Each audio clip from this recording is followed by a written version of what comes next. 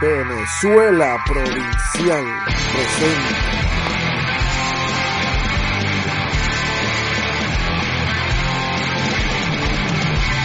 Hola, hola, ¿qué tal amigos? Mi nombre es Emilio Acosta, soy miembro de Venezuela Provincial y esto es el Top 10 donde analizamos la historia hispánica de Venezuela y de América, ¿no?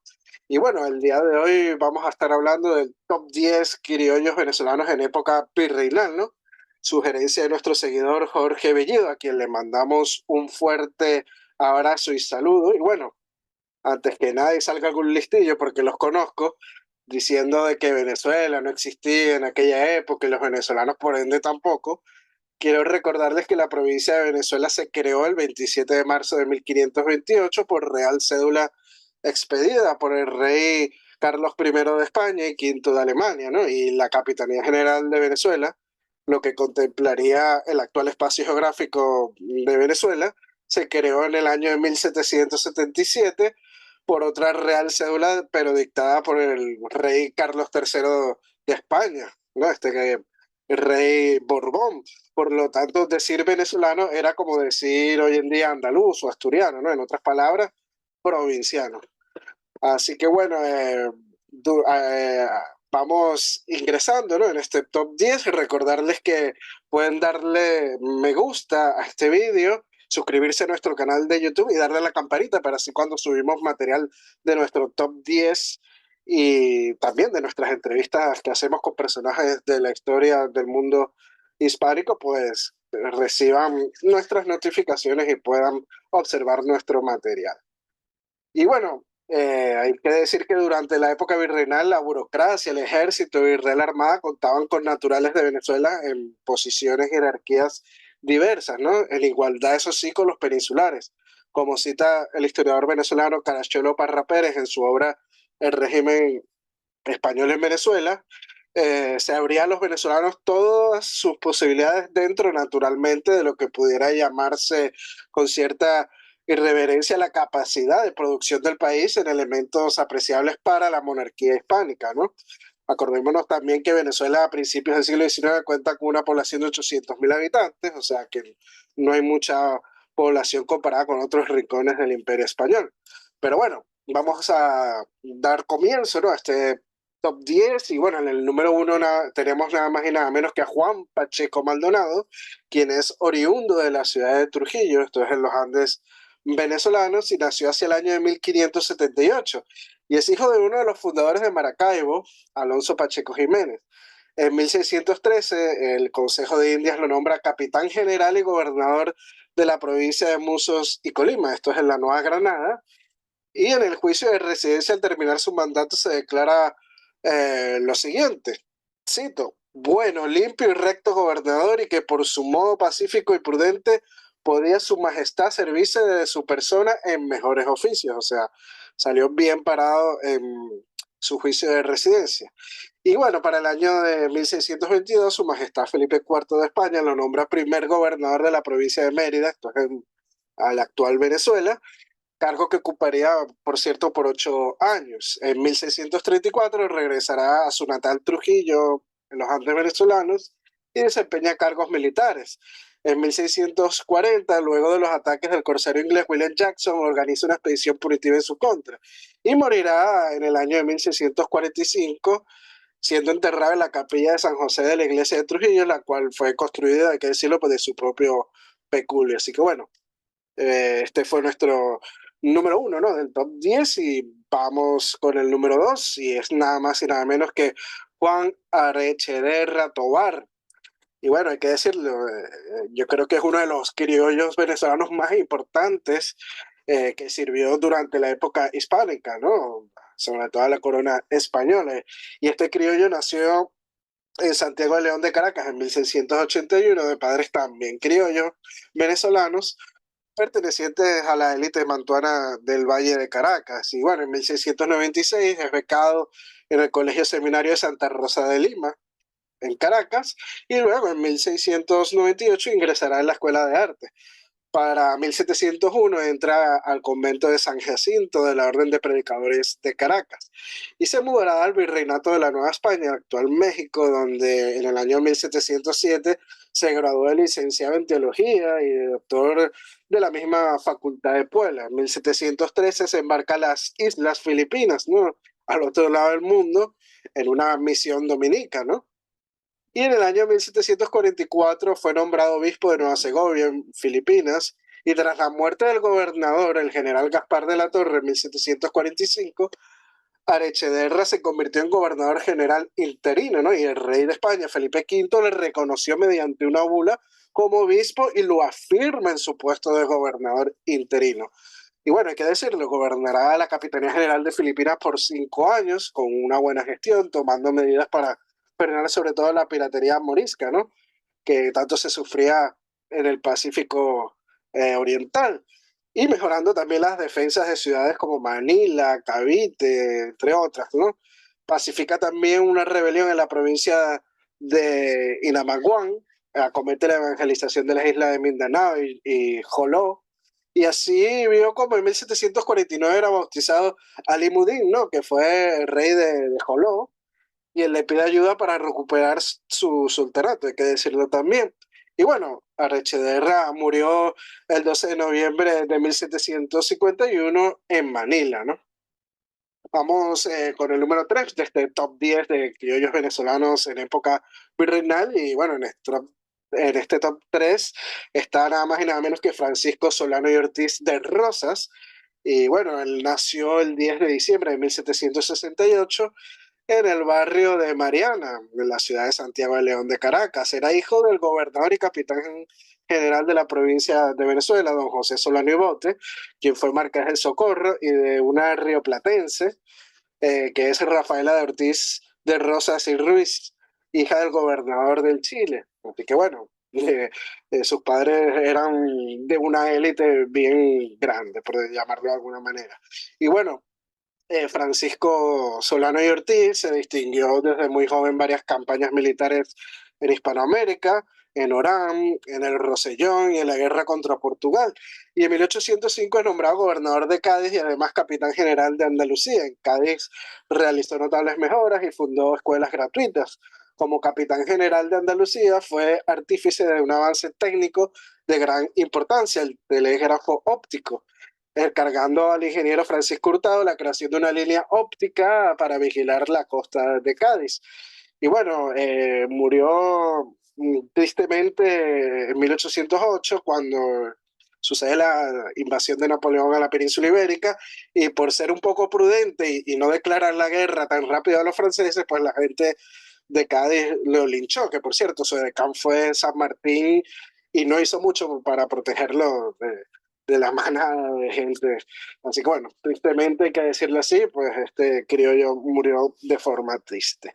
Vamos con el número 4 de este top 10 de criollos venezolanos en la época virreinal. Y el número 4 tenemos a José Domingo Ruz, ¿no? Que es un maravino que nació el 4 de agosto de 1768 y fue caballero de amplia formación académica, siendo licenciado en Ciencias Filosóficas, doctor en cánones y abogado, ¿no?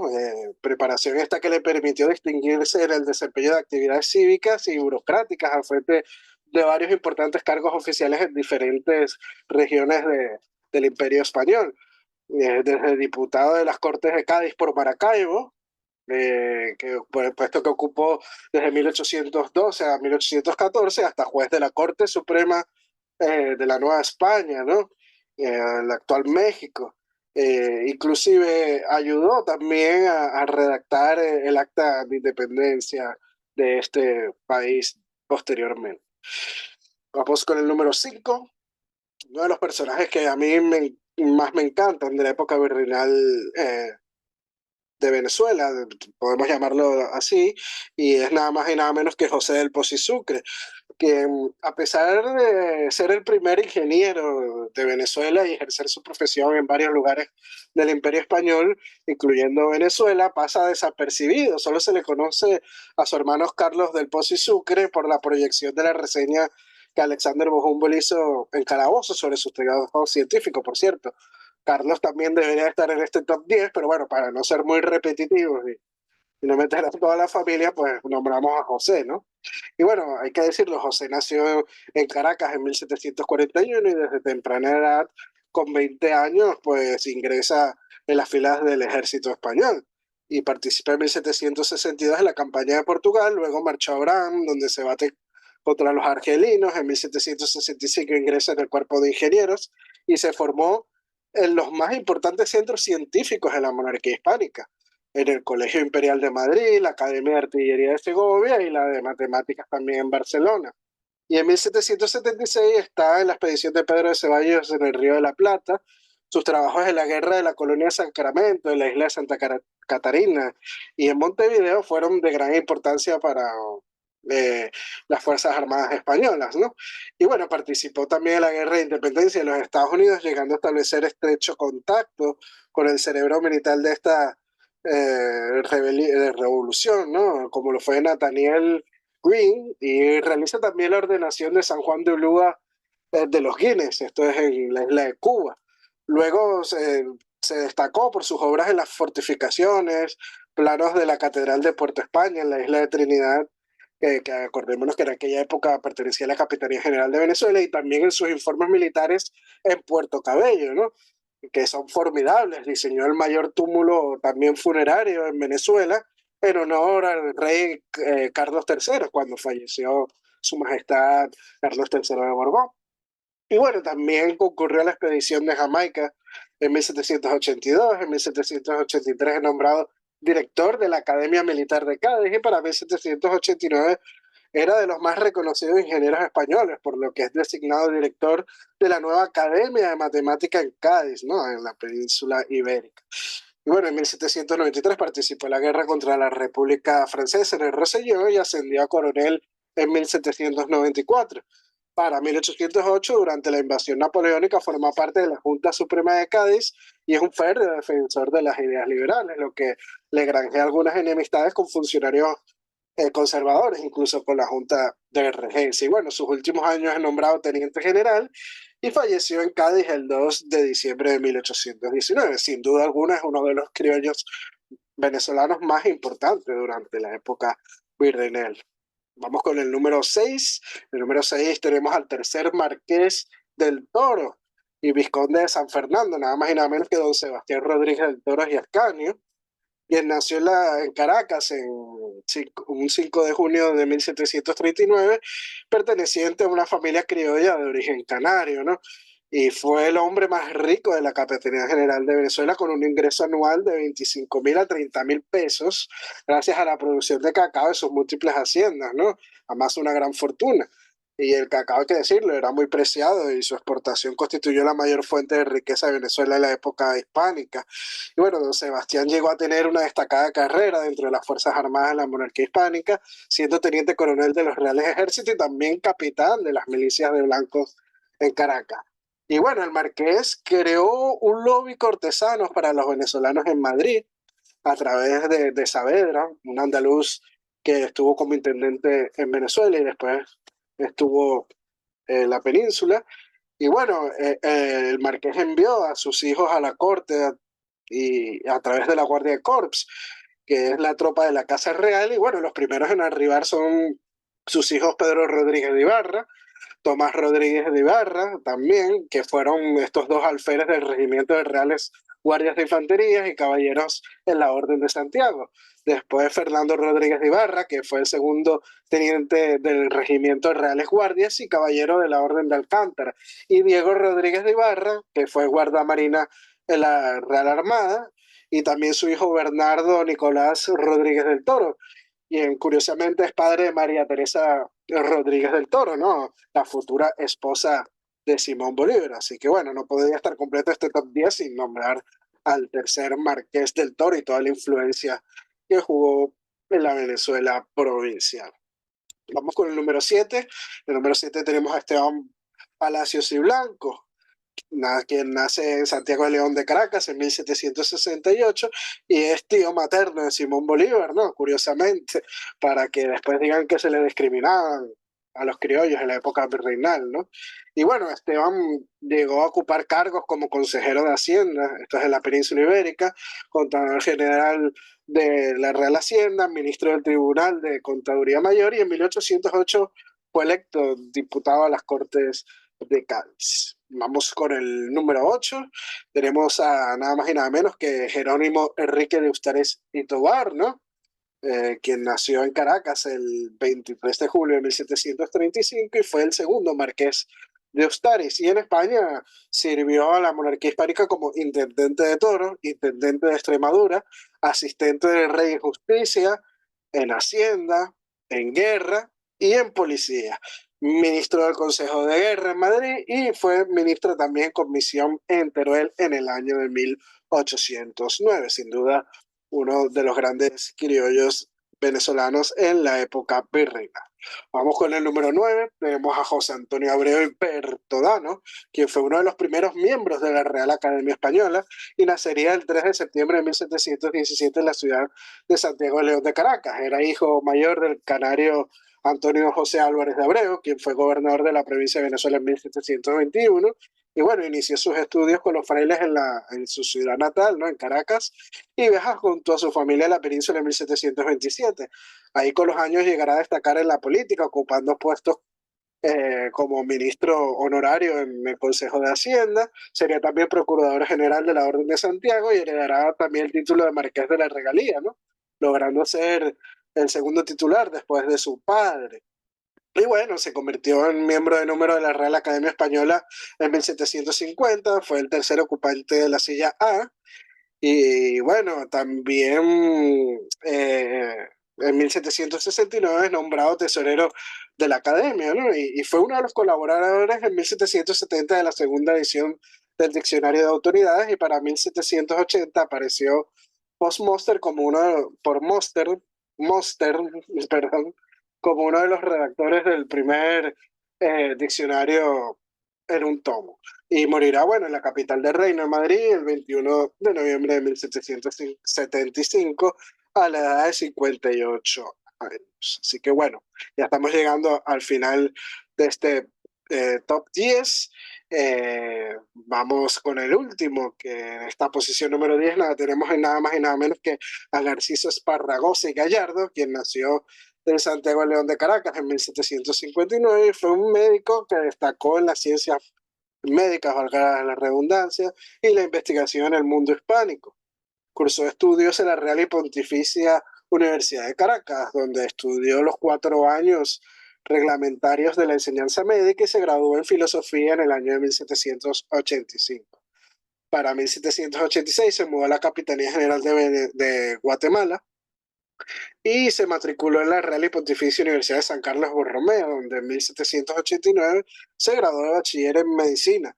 Luego se convertiría en licenciado en 1793 y doctor en medicina en 1802. Y bueno, él ejerció como cirujano en el Hospital de San Juan de Dios, donde también se desempeña en la enseñanza de aquella hospital, ¿no? Y bueno, es precursor y fundador del Real Colegio de Cirugía en Guatemala en 1804, siendo su director.